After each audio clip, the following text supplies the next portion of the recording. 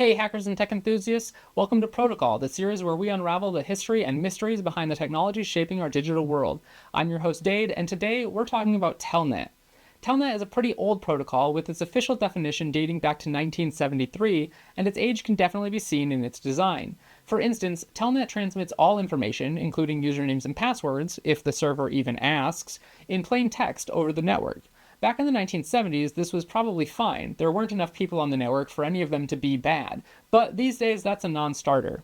Fun fact, Telnet not only predates the idea of securing our digital communications, but it also predates TCP, UDP, and even the IP protocol itself.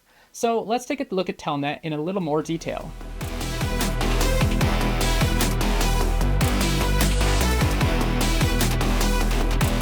Telnet, like HTTP and DNS in our previous episodes, is another client-server protocol, where the server typically listens on port 23 and clients connect to them.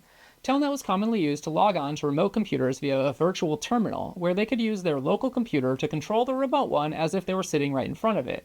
These days, we would typically accomplish the same general behavior by using the SSH protocol, which we'll talk about in the next episode. Telnet was first discussed in 1969 in RFC 15, Network Subsystem for Time-Sharing Hosts, but didn't become standardized until RFC 206 in 1973. The name Telnet could refer to telecommunications network or maybe teletype over network, though from what I could find in the RFCs, it's not explicitly named. The teletype over network idea is based on the idea of a virtual teletype device that allows the user to remotely interact with the system in the same way that they would if they were sitting in front of the teletype directly. The protocol used 8-bit chunks to communicate 7 bits of data, with 1 bit reserved for control characters.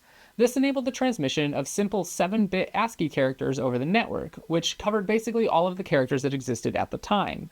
These days, ASCII has been extended to 8 bits, so any character that has data in the 8th bit wouldn't work as intended over Telnet, instead being interpreted as a command. And there's definitely no way we're sending Unicode characters like emoji to a Telnet server. Although, let's not go down that road today. If you want to try it out, let me know how it goes in the comments down below. Telnet commands are mostly used in the negotiation of a connection, where the client and server indicate to each other which options it wants to use.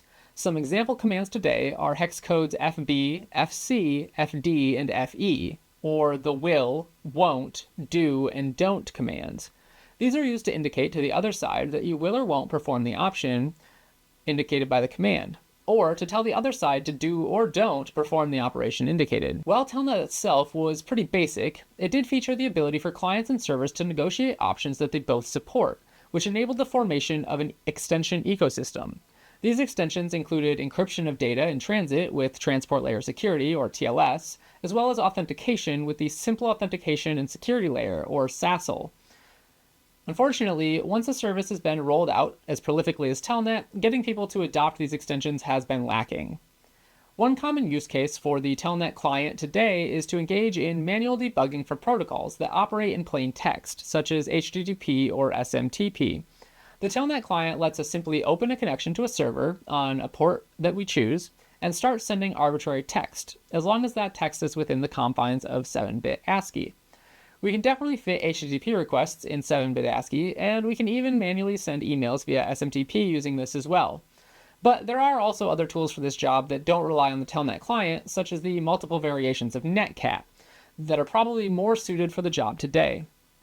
I feel like it's important to bring up an important topic in this intro to Telnet episode, which is that you should pretty much never use Telnet anymore. While the Telnet client can be useful for debugging things, it is generally a bad idea to enable a Telnet server anymore. You can achieve a similar outcome as Telnet by using the Secure Shell or SSH protocol, except it's, well, secure. This guidance has apparently not made its way to a lot of IoT manufacturers, unfortunately, as it's not uncommon to get a new smart device that's listening on Telnet. And perhaps even more or less surprising is that it's fairly common for there to be no authentication or using default authentication.